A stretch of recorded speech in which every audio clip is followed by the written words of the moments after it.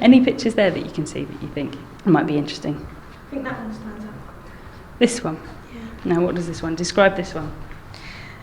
Well, it shows that the mum is a super mum if they're breastfeeding.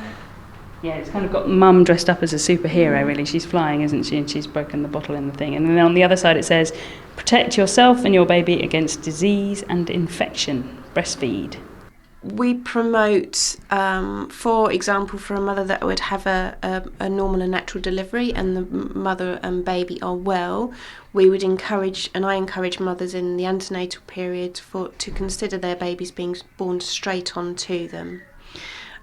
Within that period, we now know that the skin-to-skin contact is vital for both mother and baby. They've both been through a trauma where their heart rates would have been elevated.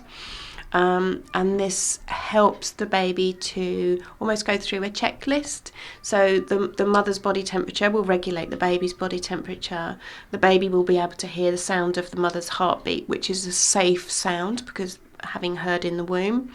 And we encourage mums now to keep their babies on their chests, ideally for the first hour of life.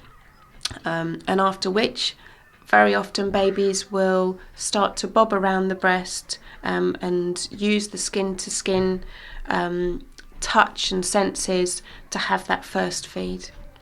So it really is right at the start. Yeah. And is it that they are hungry, or is it just a kind of comforting, sensing, working out where they are because they're in a completely alien environment?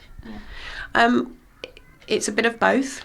Normally within that first 20 minutes or half an hour, a baby will naturally start searching for food. Wow. And now, one of the pictures in the exhibition is a plastic doll sitting in front of a plastic bottle, and it says plastic to plastic, skin to skin. So that's really kind of trying to illustrate that skin to skin relationship. Absolutely. When we promote skin to skin, it's not just about the fact that we like to see mums cuddling their babies.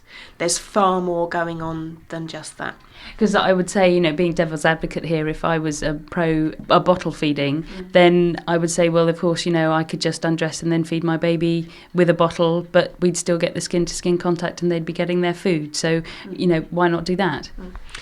Because the package is mum physically nurturing their child, so physically feeding from mum. Certainly in the first 2, 3, 4 days of life, the baby will be receiving the colostrum, not the milk. And colostrum, it's best described as medicine. It has everything that the baby needs in order to function in those first few days of life. Babies feed very often. They have very tiny tummies, so it's tailor-made. Breastfeeding is tailor-made to the baby's insides. We can't see how big the tummy is. But the baby knows when it's hungry and when it's full.